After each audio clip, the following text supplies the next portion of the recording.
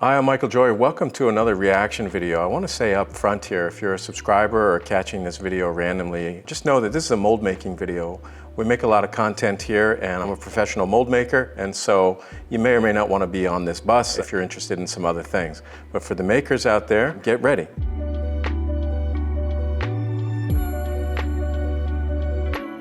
Okay, let's go to the next, right there? Okay. All right, she's already smiling. She's very well dressed for mold making. Today we are going to learn how to make a one-part plaster mold for slip casting.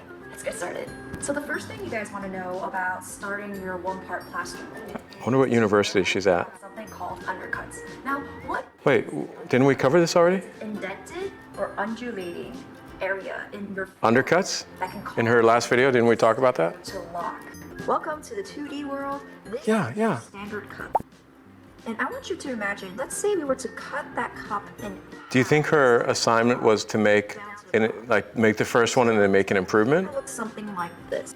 Now, the way that we are going to make I don't know. our mold is that we're going to flip our model, in this case the cup, upside down, right? And now we're going to pour our plaster on top, so it'll. See, this is good because I've made lots of molds and I would forget to say some basic things.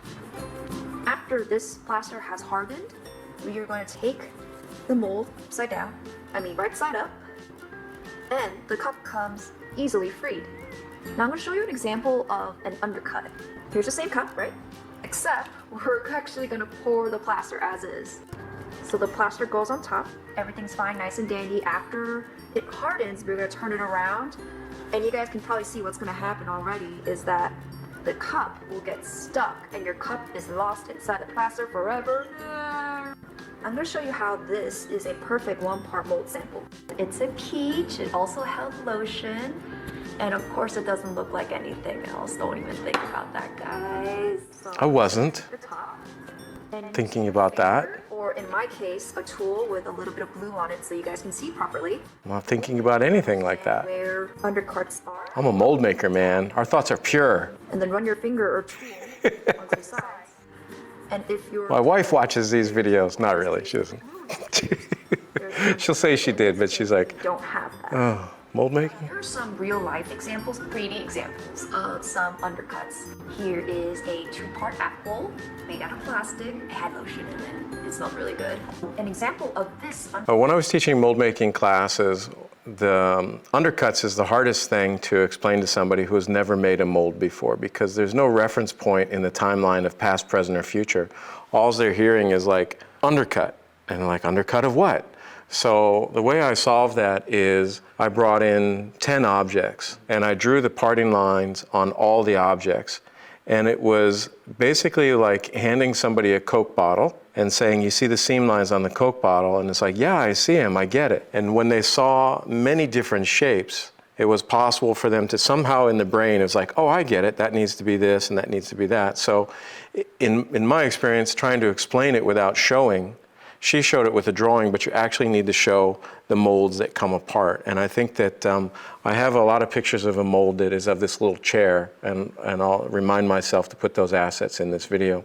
But it's a very hard concept to explain without doing it. You're pouring plaster from on top here. You're pouring, you're pouring, you're pouring. Oh. It's nice though. Here. If you've made molds, this makes sense. Otherwise, it just doesn't. Same thing. We're going to look at it from the top down. We're going to pull it onto the sides, and then... Yeah, it just doesn't make sense. Here's... It does to me, but... Okay, so you figured out where your undercuts are if you have or haven't had any. Now, just 1 second, you need to contain the plaster that you're pouring on top, and I'll show you how to do that. You can use flashing. Don't. Also get this at Lowe's or... It's terrible. Where's the other one? Home Depot, Home Depot. You can also use some coddles. Those are better. You can even just use a bucket. In Don't. my case, it's not being called. No, no. No, then... It seems like a bucket would be the easiest thing, but it makes your life so difficult. An easy plaster mold anyway. So, what you want to do is that this is going to be my model that I'm going to use. You want to have 1 inch. At the Art Institute, we had the fashion design students, which she looks like a fashion design student.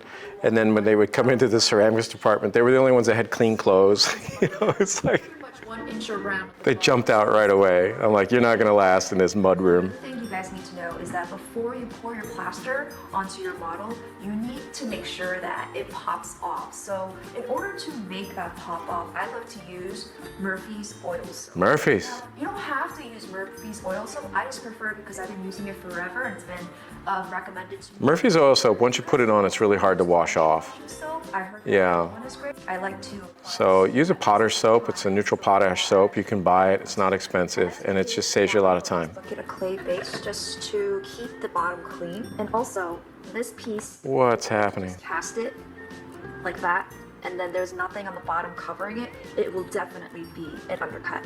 I don't know what's happening. This piece very roughly. I don't want it to be the exact size because it's gonna have a difficulty slumping to the bottom. Schlumping to the bottom. Out there, I'm going to cut a little bit She must be at RISD. side. Now what I'm gonna do with this clay base, I'm gonna push it in until it's completely flush with this. Oh. It might take several These are, depths. this is what I would call car crash mold making, meaning it'll get you there, but I don't think it's good techniques. In principle, it's fast enough, but really, I don't know that it's gonna save you that much time. Woo! I don't, Now I'm just going to it's gonna be a mess. plug up these sides.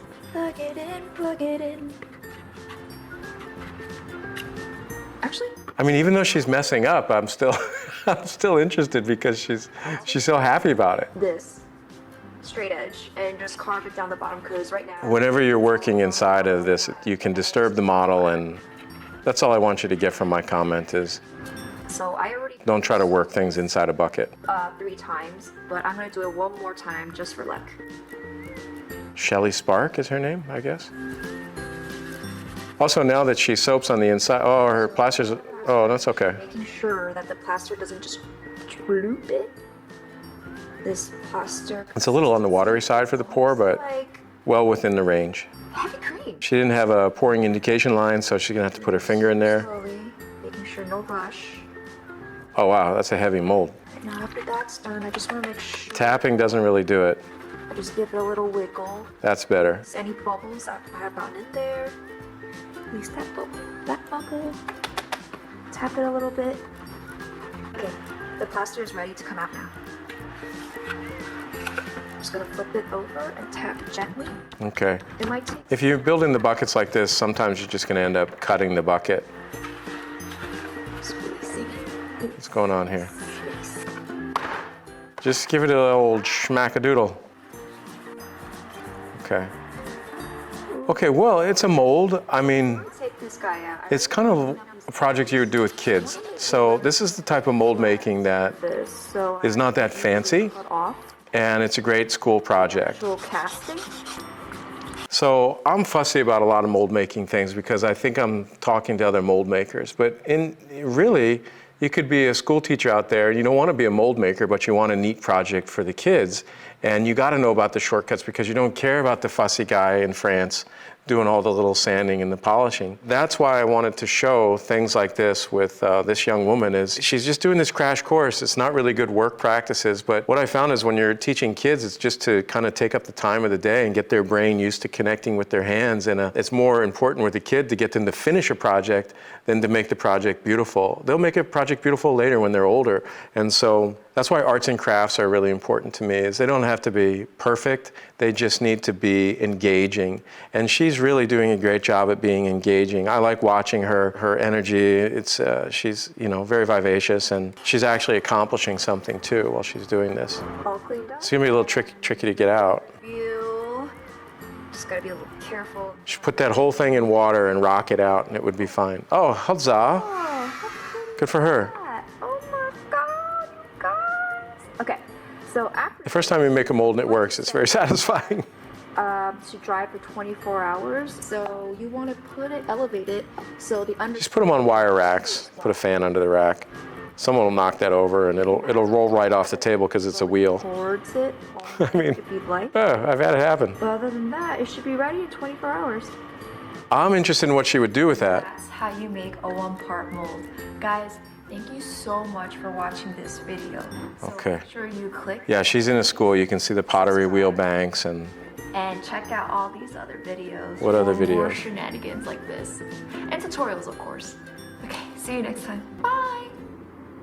There's a wide range of mold making. Not all of it has to be perfect to be useful, and I think that this is great. Sometimes you just got to go for it, and even if you're not a pro, you can still teach somebody a lot. I think that as long as if you're not a pro and you're teaching, just focus on a few safety elements, because those are really important, especially if you're doing something for kids. So I'll give this young lady the mold maker's high five. She was fun to watch, and I hope she got a lot of views. So thanks for watching us, you guys. Take care. Thank you for watching this video. We're getting ready to launch a new platform called Hand-ufacturing. It's going to feature a lot more educational films about mold making and casting, from very basic to advanced mold making. Our hope is that it helps the business entrepreneurs out there learn efficient ways to manufacture their products and bring a lot more wealth into their household. Stay tuned.